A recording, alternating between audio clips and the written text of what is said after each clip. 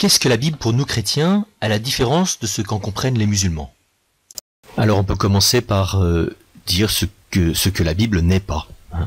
Nous ne croyons pas, nous, que Dieu est une parole qui puisse se traduire réellement de manière suffisante par des mots d'homme, que ce soit en quelque langue que ce soit, en arabe, en grec, en hébreu, en n'importe quelle langue. Pour nous, Dieu n'a évidemment pas de bouche, ce serait absurde, Dieu est Dieu et pas homme, il n'a pas de langue pour parler, il n'a pas une langue spécifique, il n'a pas non plus de main pour écrire.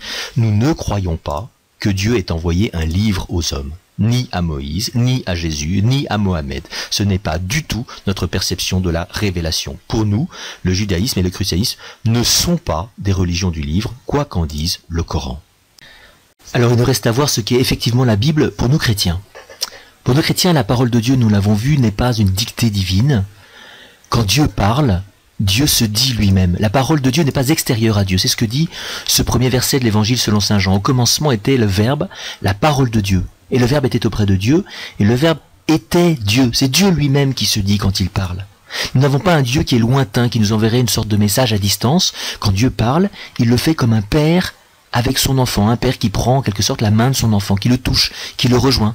Dieu s'approche lui-même et vient dans notre histoire. Vous voyez, il veut pas nous envoyer une sorte de lettre à distance, un message de loin, quoi. Il veut vraiment nous prendre dans ses bras. Vous voyez, c'est à ce point-là. Au fond, à travers l'histoire juive en particulier, Dieu parle en accompagnant les hommes, un peu comme un père accompagne son enfant, comme un père éduque son enfant. Dieu commence par lui donner des règles, comme un père donne des règles à son enfant, les 10 commandements si vous voulez. Il le laisse aussi apprendre par ses erreurs quand il tombe, quand il se fait mal. Si besoin, donc il relève cet enfant, il le soigne. Et puis quand cet enfant choisit de revenir à lui, bien toujours il l'accueille, il lui pardonne, toujours il le reprend dans ses bras. Et à travers tout ça, au fond, Dieu éduque l'homme. Il cherche à le faire grandir, à le faire devenir adulte, un adulte vraiment libre, responsable, capable d'obéir non pas de manière servile, mais par amour pour son Père. Alors finalement, la révélation de Dieu qui est mise par écrit dans la Bible, elle correspond à un ensemble de rencontres intimes de l'homme avec Dieu dans l'histoire. Dieu a accompagné les hommes dans leur histoire, en particulier un peuple qu'il a choisi pour ça, c'est le peuple juif. Ça a duré pas loin de 2000 ans.